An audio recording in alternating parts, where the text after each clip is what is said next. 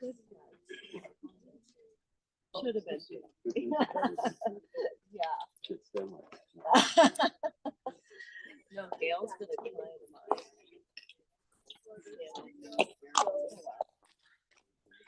Horrible, you have Paul there. They need you. I like your kid.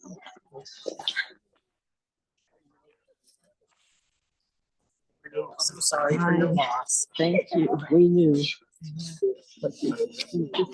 Literally.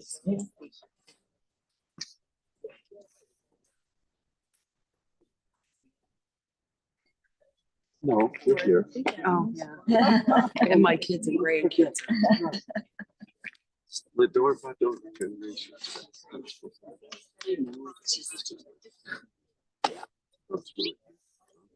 Just don't know how to process. Almost like that in 37 years.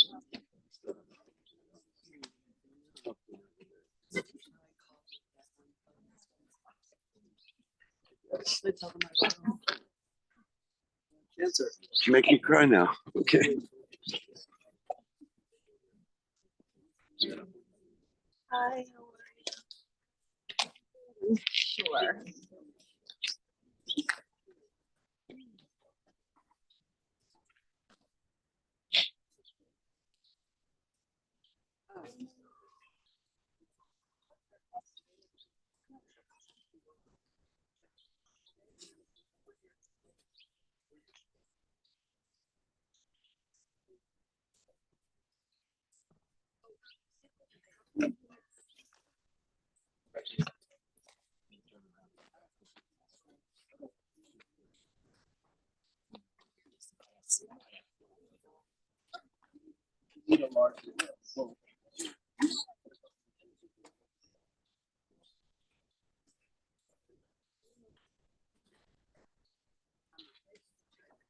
Okay, I'm right next to you.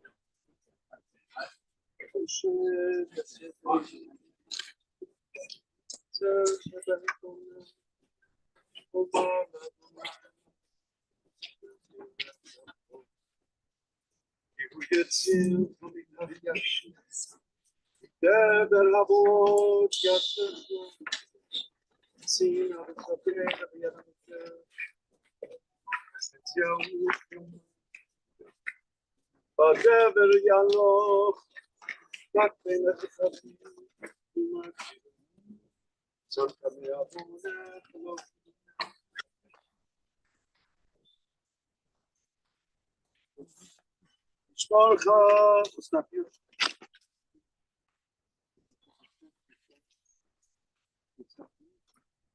More steps. Okay. Take one more stop. One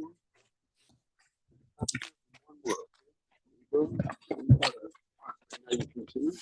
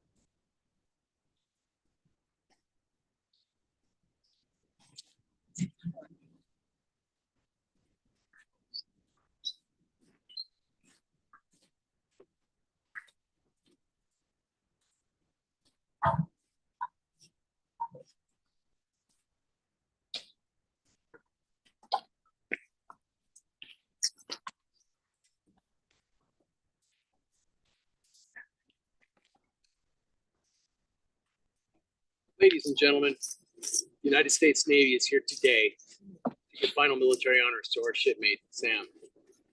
Though we did not know Sam personally, we're connected to him through the bonds of the Naval Service. The service today is going to consist of the playing of taps, before which I will be asking you to stand with your hand on your heart, or if you're prior military service or currently serving, it's acceptable to render a hand salute. After that, we will be holding the flag and presenting it. There's a common bond that exists between those who have served in the Navy in the past, those who are currently serving, and those who will serve in the future.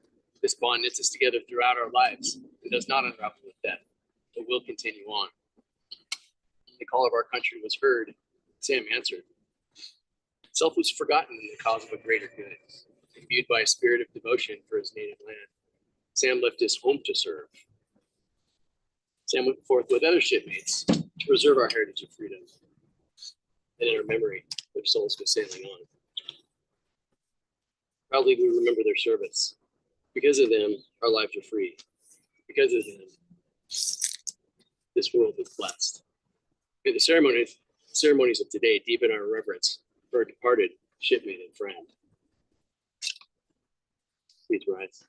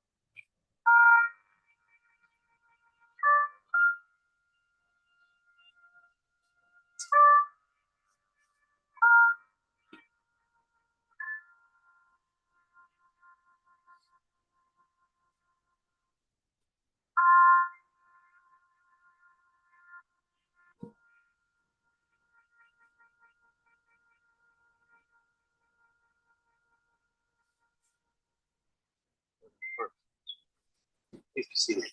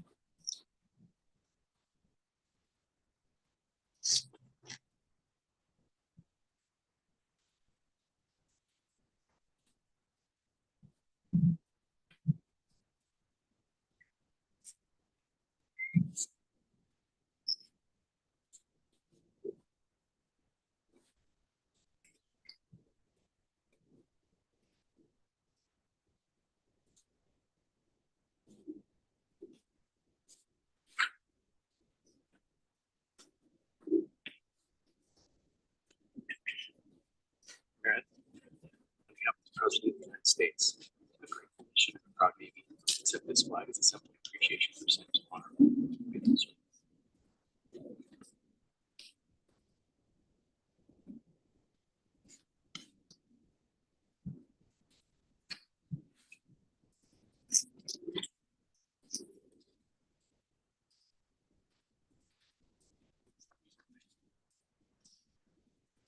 I have the privilege to begin today, as always, the beautiful song. Thinking about my own dad today. He's been gone a long time, but he wrote this beautiful melody.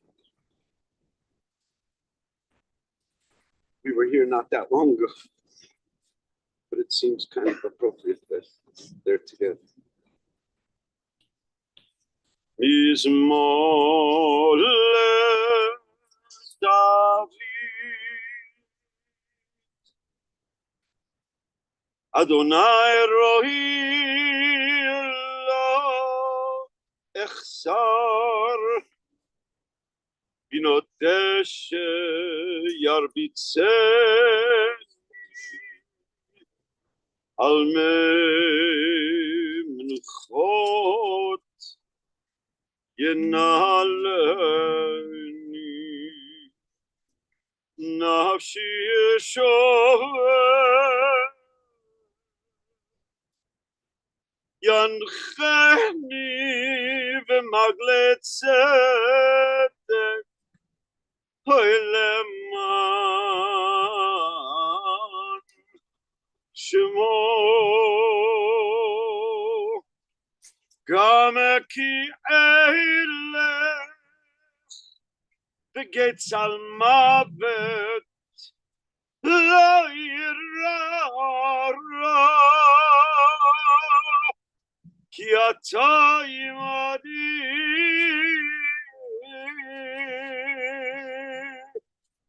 שבטך ומשענתך המה ינחמוני תערוך לבני שולחן נגד סורר תשעת בשמן ראשי כוסי רוויה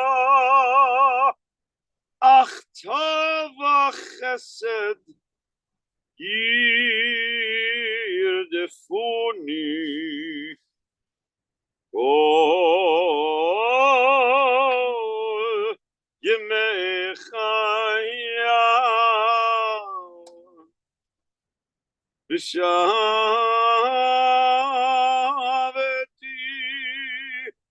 בבית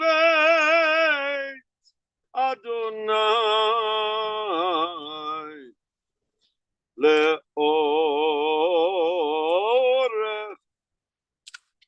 לאורך ימים.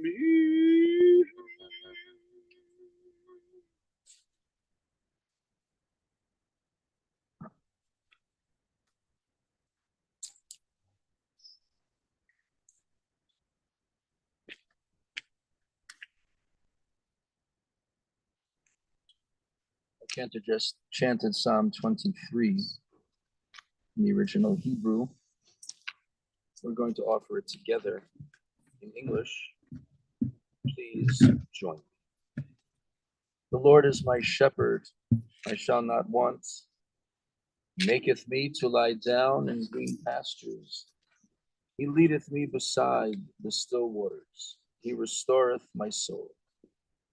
He guideth me in the paths of righteousness for his name's sake. Yea, though I walk through the valley of the shadow of death, I will fear no evil, for thou art with me.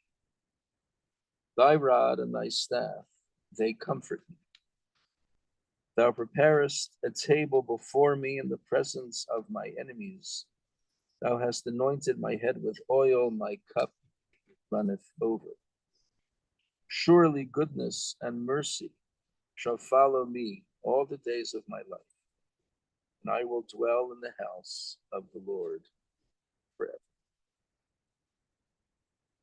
Our God and God of our ancestors, our rock and our redeemer, 1,000 years in your sight are as an hour of day. Our generations come and go while you endure forever. We are always in your hand, O Lord, in death as in life, trusting in your love and in your judgments. O Lord in heaven, strengthen those who mourn the loss of Sam Finer. Help them to look beyond this moment to realize that death can never sever the bonds of everlasting love. Sustain them with the knowledge of our faith, that you do not abandon souls to the grave. You do not allow your faithful to suffer oblivion. You, O Lord, have taught us the way of life. Through you, our refuge, we gain eternity. And let us say, Amen.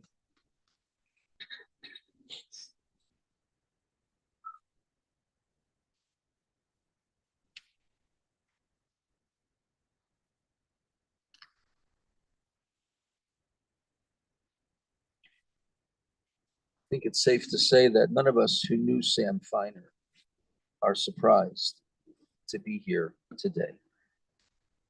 Sam did not pass away because of old age, even though he was blessed with a remarkable 98 years of life. He didn't pass away from any particular illness, even though he dealt with his share of health challenges over the years. Sam Finer passed away primarily because his heart was broken. It was just 4 weeks ago, on a Thursday, at this very same time, that we were all here to say a fond farewell to Sam's beloved Uni. It's no exaggeration to say that she was his everything and that he was hers. Their beautiful and sweet 77 years together was truly one of the greatest love stories ever. At that funeral, Sam was heard to say, "Is there room for two in there?"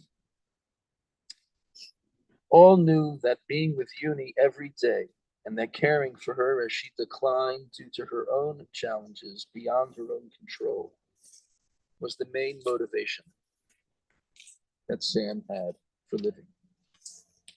She was his raison d'etre.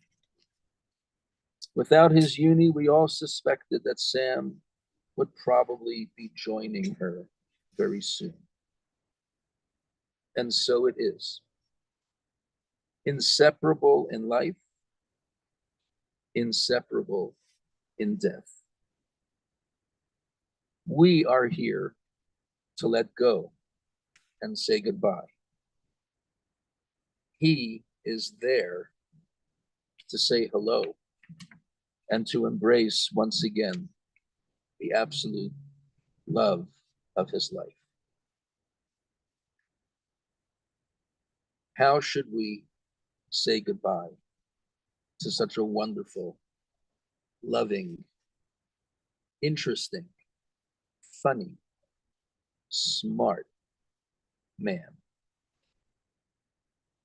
Wonderful husband, father, son, mensch, loyal and proud Jew. In a vivid and memorable statement, our sages teach that the tears that are shed at the passing, the phrase they use is Adam Kasher, are so precious in the eyes of God that God notes each tear and stores each one in a special bottle near his throne. That phrase, Adam Kasher, literally means a kosher man. There's so many other phrases that could have been used. Adam Chashuv, an important man. Sam was an important man, not only to those who loved him, but because of the work that to this day, no one in the family really knows enough about to talk about, made a difference.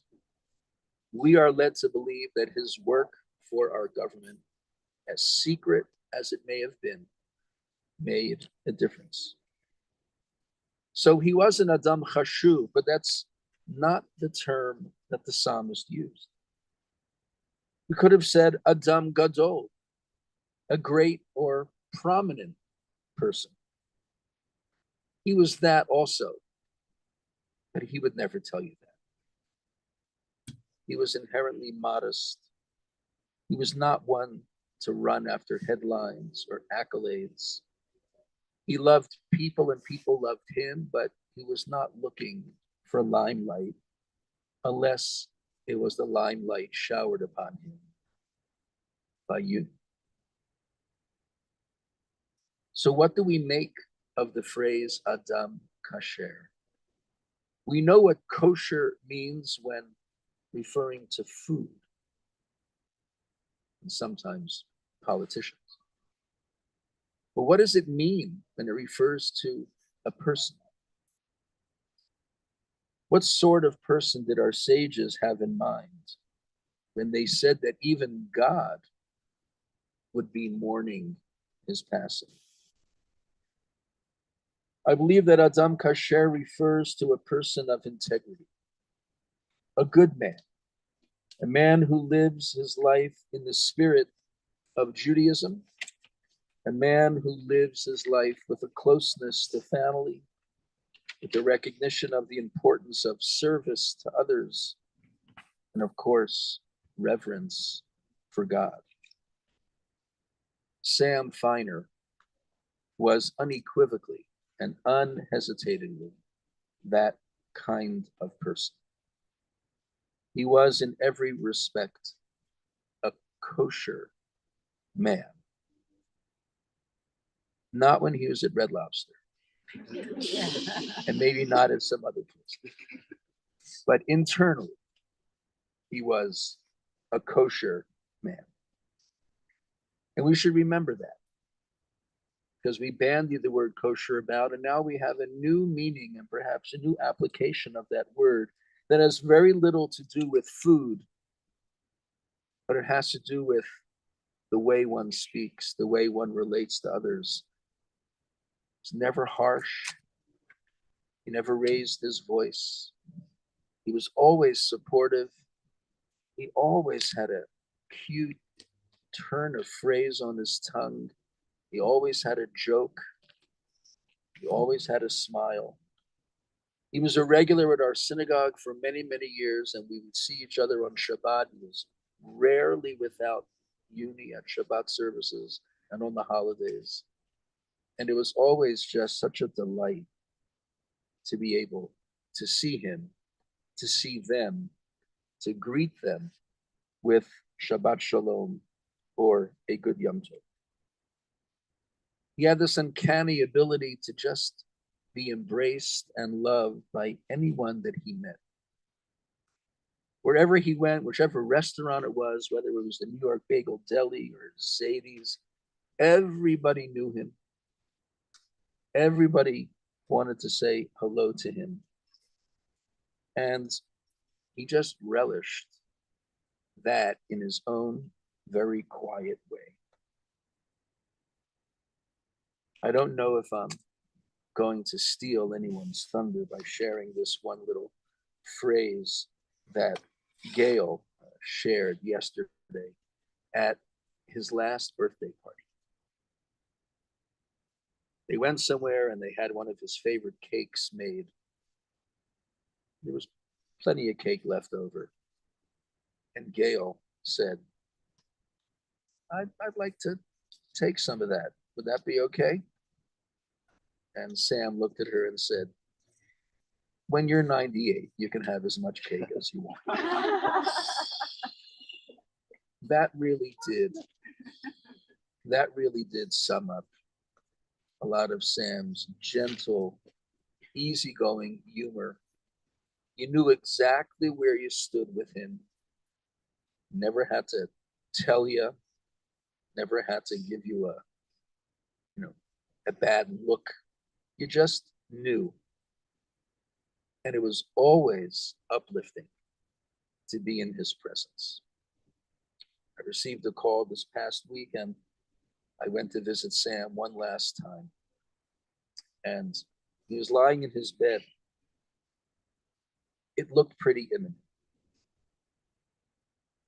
Then his aide said, let me prop him up and give him some water. It was almost like night and day. And he and I had a normal conversation, except for the blessing on the candles that he wanted to repeat to me a couple of times. I guess as the rabbi, he just wanted to say that. He repeated those blessings to Gail as well in my presence. Near the end of one's life, if that's what we remember, if you're able to remember a blessing on a ritual, if you're able to say the Shema at the end, which we did, if you're able to do anything like that, it's a privilege. Not everyone has that opportunity. Whenever he saw me, and I'm sure whenever he saw all of you, he would say, it's nice to see you. I haven't seen you in a while, even if he saw you yesterday.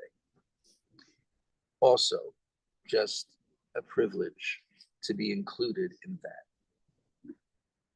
We have members of the family today who are going to share some reminiscences and a poem, and Merritt is going to come first, I think.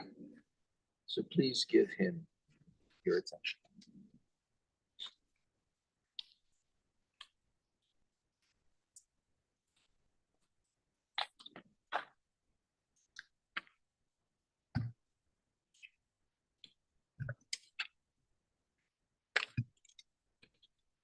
So I look around, I see a lot of the same faces that I saw here 28 days ago for uni. All of these calls and visits and getting together on special occasions meant a lot to both Sam and you. I also want to thank Irene and her entire team of caregivers who over the past 5 years have provided comfort and companionship for Sam and you. Neighbors knew my dad as the guy that you call when you wanted to fix just about anything electrical or mechanical in the house. In terms of home projects, my dad and I frequently worked together. I can still recall many times in the attic or crawl space. The attic and crawl space were a lot more interesting in junior high than it was as I got older. Our house was also the destination for students who wanted to help on their math homework. My dad just got a real kick out of working math problems with my buddies. Growing up, my dad introduced me to lots of activities that I still very much enjoy today. We went on lots of family hikes in the mountains. My dad and I would take bike rides to the neighborhood, played a ton of tennis, ping pong, taught me how to time a speed bag, how to pick combination locks, and got me interested in computer programming.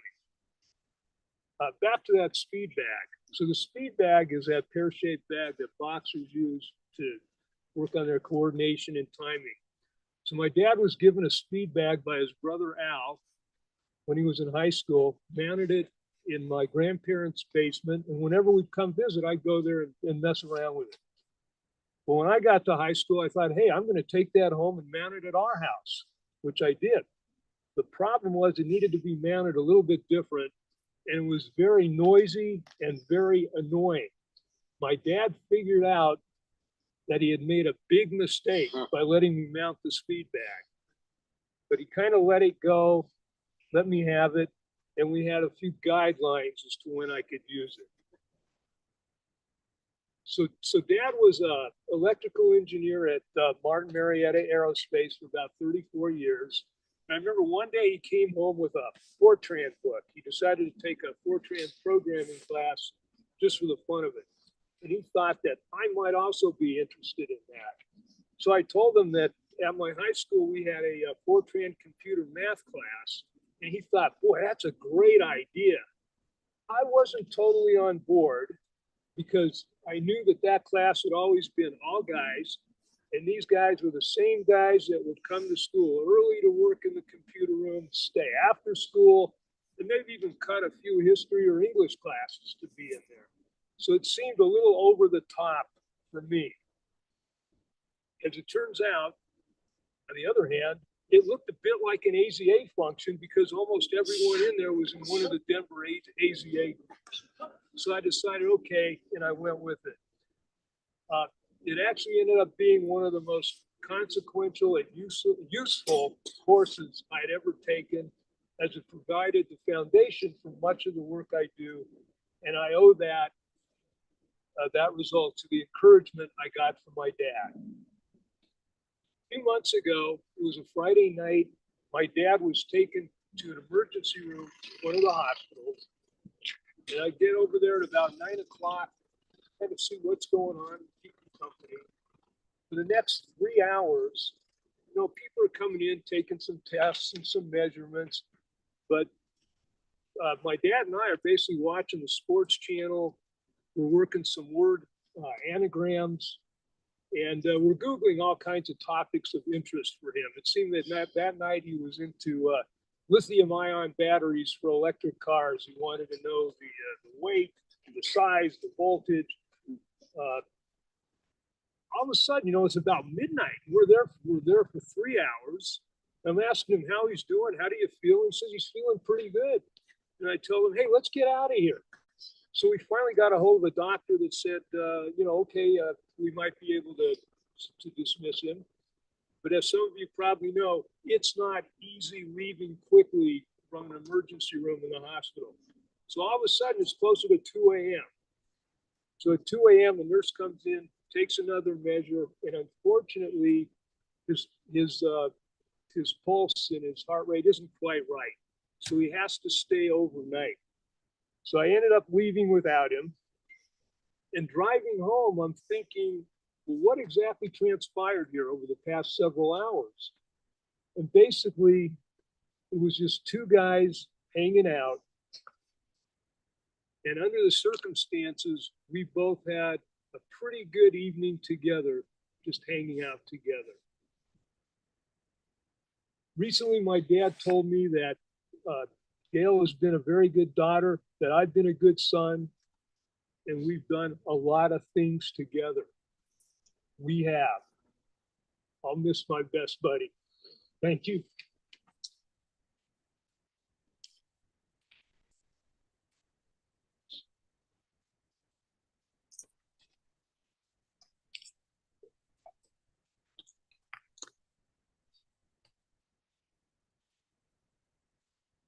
Thank you, Merritt. That was beautiful.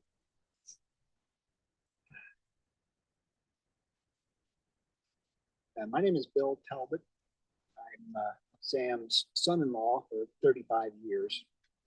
Gail's husband, Merritt's brother-in-law.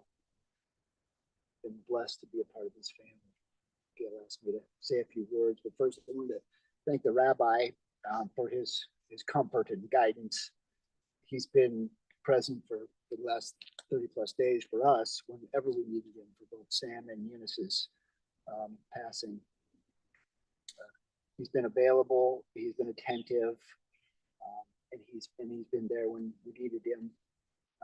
I was present, Rabbi, when you prayed with Sam last week, and I know it gave the family so much comfort, and it gave him so much comfort. It was clear that he was at peace with his faith after spending time with you. So thank you so much. Again, Gail asked me to speak a little bit, and it's never easy. There's so much to talk about, so many stories after so many years. But if I can add a little color, paint a little bit of a picture of who Sam was help people solidify a memory so that he can live on in their minds. I'm happy to do that. It's a gift that I can give to him, and I will do the best I can. Sam was born in 1925. I'm not a historian, but I think a lot about how historic events have impacted our lives, impacted people's lives, and obviously Sam was part of what we call the greatest generation. Historical events certainly shaped his path in life. If you do a little quick math, he was born in 1925 in December 7th, 1941, when the Japanese bombed Pearl Harbor. He was just 16 years old, just a kid. I think about how young I was at 16, or I look at 16-year-olds now and I think about how young they are. I think he probably wanted to join up right away, but he couldn't. He joined up as soon as he could. Within a couple of years, he was in the Navy. He followed his brothers into the service. Sam was young and smart. They trained him on the newest technology. It's sort of a pattern throughout his life, I think. They trained him on radar technology, and he picked it up so quickly that they made him the trainer. So he would train Navy pilots on radar technology, the new technology for spotting enemy submarines and enemy ships. I think he followed that technology path through his life. As soon as he got out, he leveraged the GI Bill, like a lot of guys from his generation, to go to DU, got himself a degree in electrical engineering. I understand Merritt told me that he also took a couple of law school classes at DU just for kicks. Not sure who does that, but Sam did, and he enjoyed it. After that, as Merritt mentioned, he enjoyed a 34-year career at Martin Marietta as a rocket scientist and working on many, many top secret projects. Gail has lots of stories that she'd share. She wanted me to share a couple with you. Gail's dad taught her a lot of things. He taught her how to play tennis. He taught her a lot through life. They shared a fabulous father-daughter bond. Gail told me about how he taught her how to drive. And he took her out into an open area that she wouldn't get into too much trouble. And he told her, as she kept one foot on the gas and one foot on the brake, he told her, don't put your foot on the brake. Take your foot off the brake. Don't ride the brake. You'll wear it out. A lot of people do that. They have one foot on the brake, one on the gas. He said, don't use the brake. So when they ended up in a ditch, he said, what happened? And she said, you told me not to use the brake.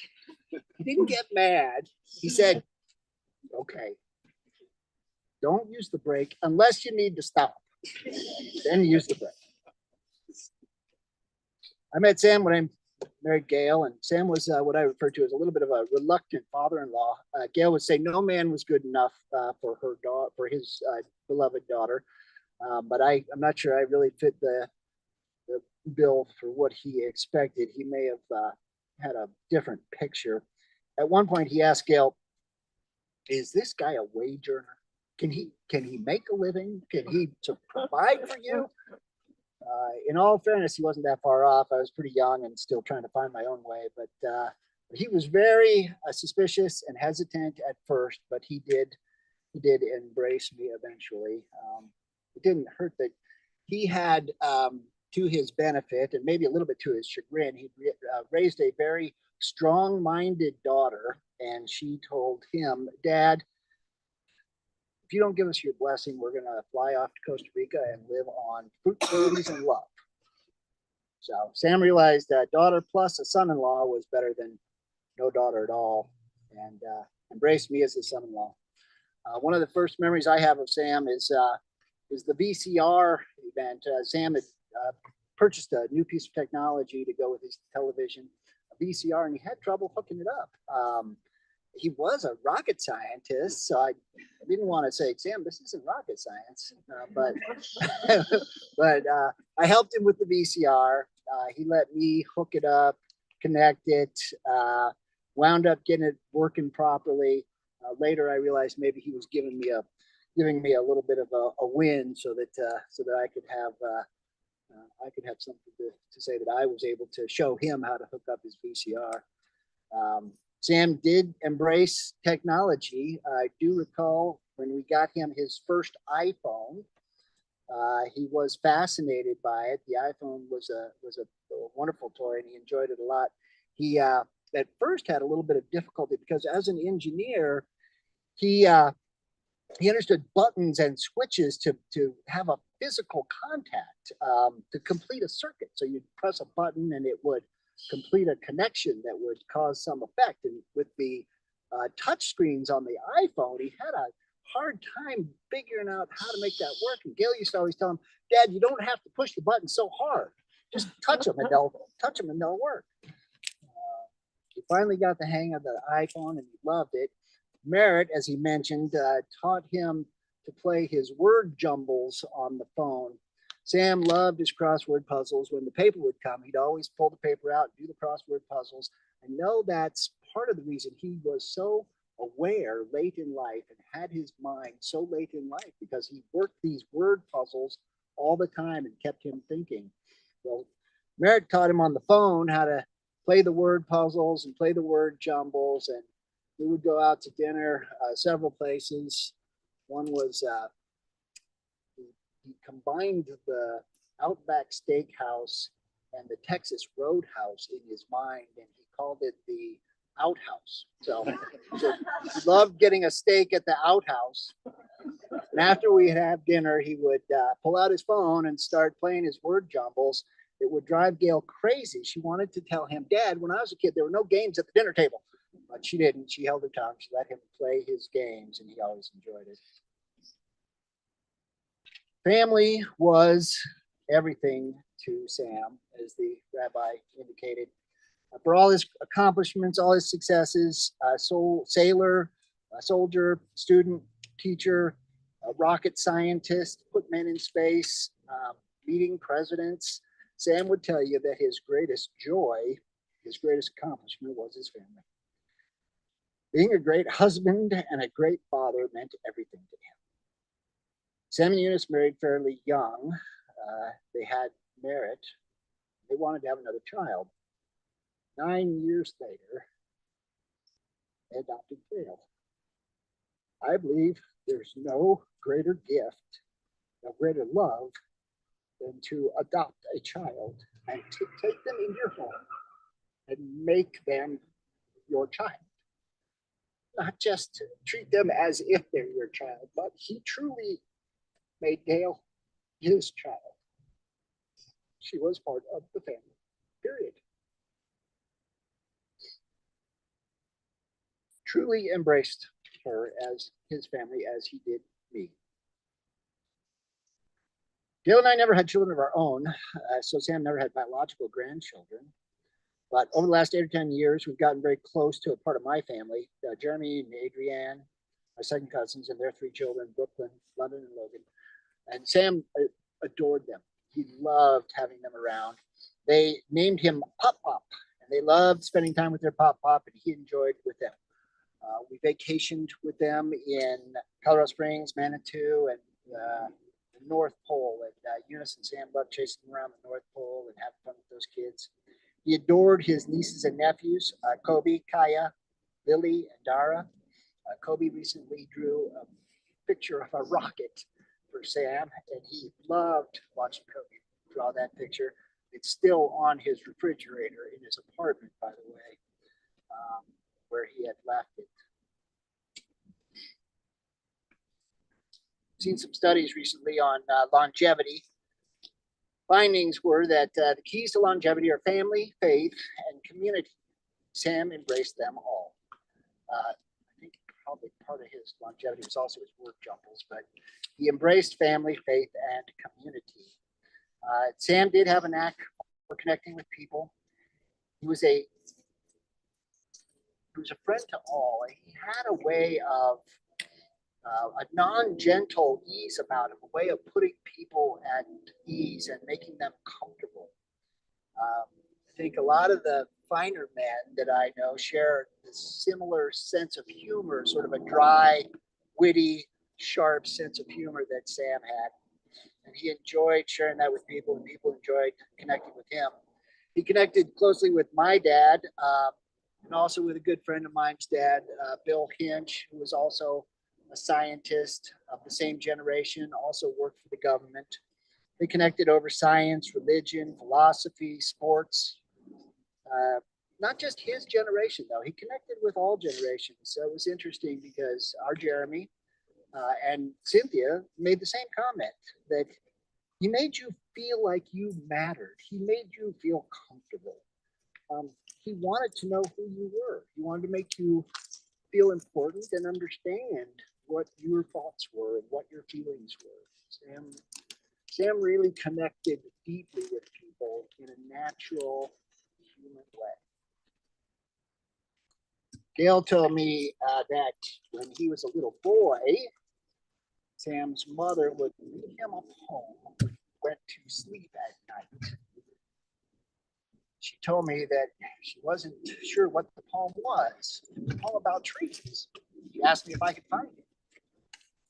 There must be millions of poems about trees. I didn't think I could track it down, but I Googled poems about trees, and sure enough, I found the poem. It came up on the Google search. I read it to Gail, and she said, that's it. It's called Trees, and it's by a writer named, a man named Joyce Kilman, written in 1913. Gail's going to kill me for this because I know she doesn't want to do this. I'm going to ask her to come up here and read this poem with me as we put Sam to rest. His mother had read to him when he was a child. It's short and it's sweet. And it's Trees, written by Joyce Kilmer. I think I shall never see a poem as lovely as a tree. A tree whose hungry mouth is pressed against the earth's sweet flowing breast. A tree that looks at God all day and lifts her leafy arms to pray. A tree that may in summer wear a nest of robins in her hair, upon whose bosom snow has lain, who intimately lives with the rain. Poems are made by fools like me, but only God can make a tree. Good night, sir.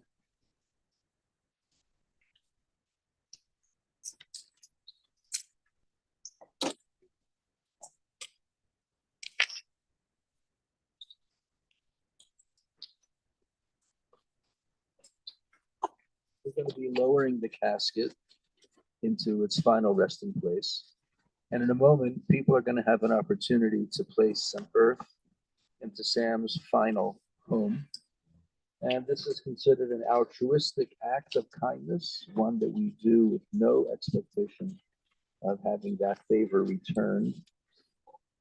And it is a tremendous mitzvah in our tradition. At the same time, while this is happening, we're going to do this right now. We're going to be symbolically tearing some clothing. We're going to tear a ribbon. And since we're burying a father, the ribbon is going to be put on the left side near the heart. And imagine in the ancient world when people did not have multiple sets of clothing. So to tear clothing was a significant statement, and it was seen to be very cathartic. And our tradition places a high value on that. We have allowed people to save their clothing and to tear a little ribbon. So we're going to do that. There's going to be a blessing that we're going to say. And I'm going to do that together with Gail and Mary. And then I'll place some earth into Sam's final resting place. The family will have an opportunity to do that. And then anyone else who would wish to do that can come forward as well.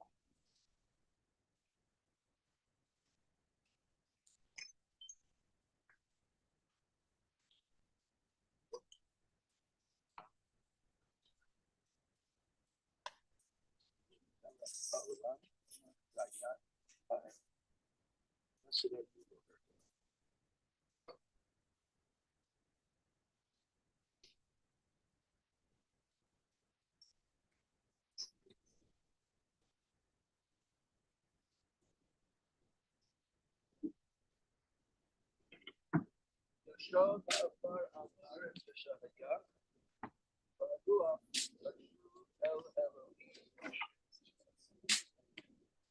Thus, turn to the earth and spirit.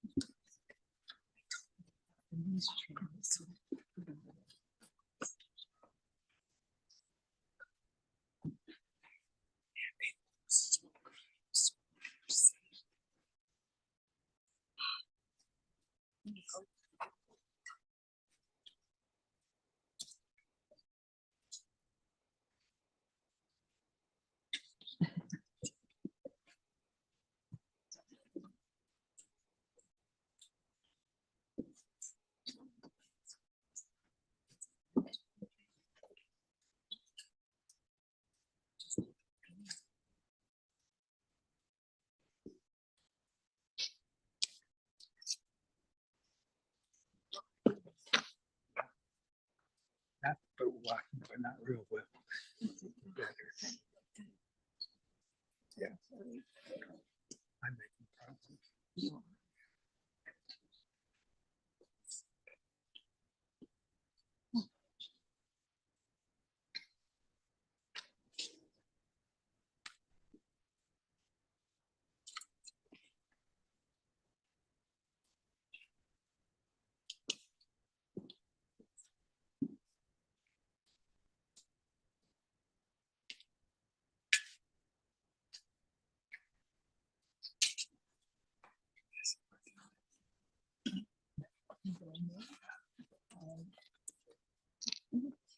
As we are filling, I'm going to chant a little bit of the what's called Siddur Hadim. It says that God is the judge. One of my favorite lines is 1,000 years God dies, it's like a minute for us. Hatzutami volo kichol derachав mishpat, el emunavi enav tzadik v'yasharu. Hatzutami b'chol po'ami omaloma tifar, hashalit v'mater v'mama mevi v'mechayem orit sheol v'ya'al. צדיקתה אדוני אלוהים מכל החיות אשר בידך פקדון כל רוחות חלילה לך זיכרוננו למחות עיניך ברחמים עלינו וכוחו אדם מבן שנה יהיה אלף שנים יחיה מה יתרונו כל היה יברך דיין ממית ומחיה אדוני נתן ואדוני לקח יהי שם אדוני מברך ורחום וכפר עוון ולא יסיר ובא להשיבה פה ולא יאיר כל אמתו.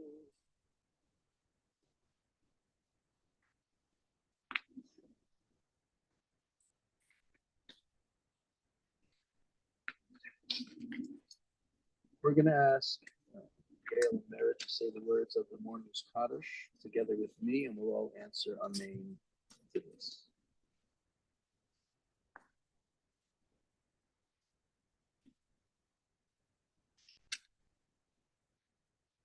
Yitkadal v'yitkadash shemei Rabbah. Amen.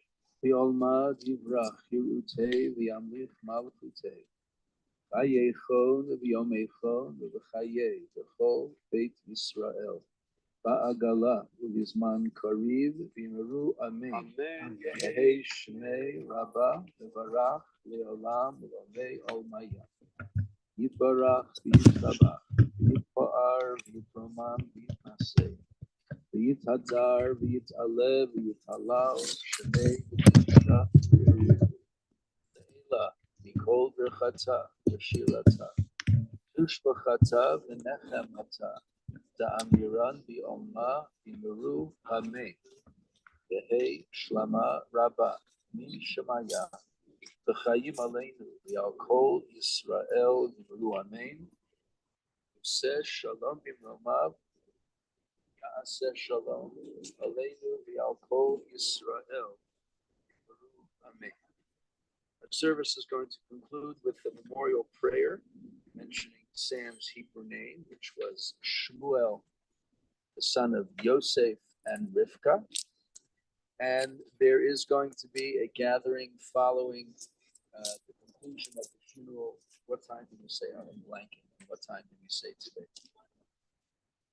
From 1 o'clock till 6, and there's going to be a service at 6. There'll be a service at the end of that time at 6 o'clock this evening. Your presence there would be greatly appreciated. It's at the courtyard, Mississippi and Valencia, on the second floor in the community.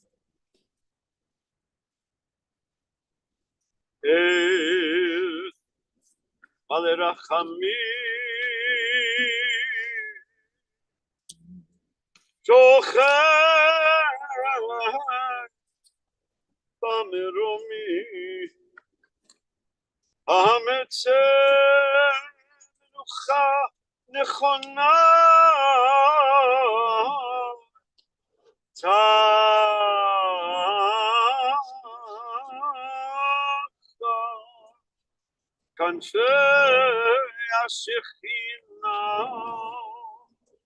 במעלות קדושים דיורים כזוהר הרקיע מזהירים את נשמת שמואל בן יוסף ורבקה שהלך לעולמו בגן עדן, בגן עדן, תהי מנוחתו אנא בעל הרחמים הסתירהו בסתר גנבך לעולמים וצרור בצרור החיים את נשמתו אדוני הוא נחלתו וינוח בשלום על משכבו ונאמר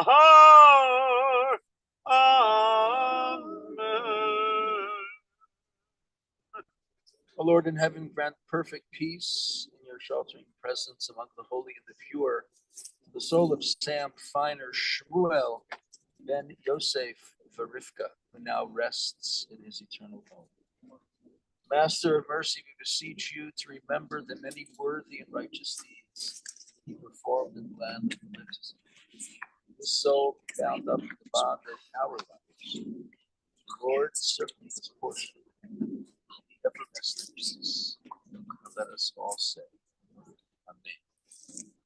We're going to conclude the service by asking people to make a double line facing each other. So we have some people arrayed over there. People up here can face them. And the family in mourning is going to walk in between the double line. And everyone is going to say a few words after me. And when we say these words, we direct them to Merit and Gail.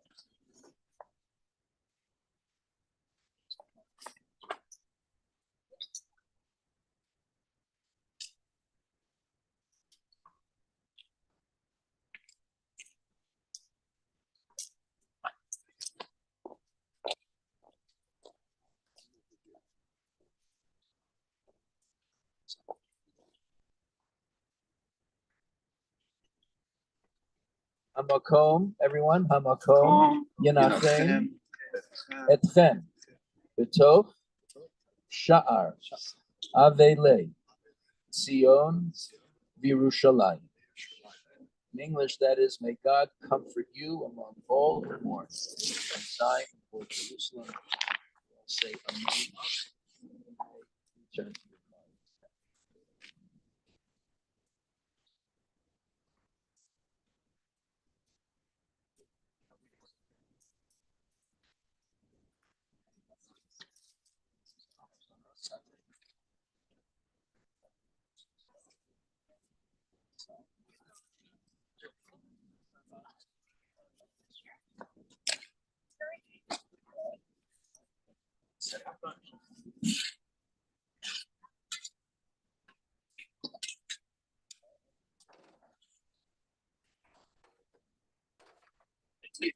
They're all fun.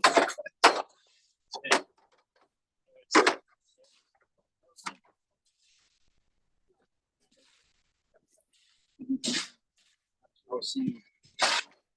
Hey, have you figured out time for Monday?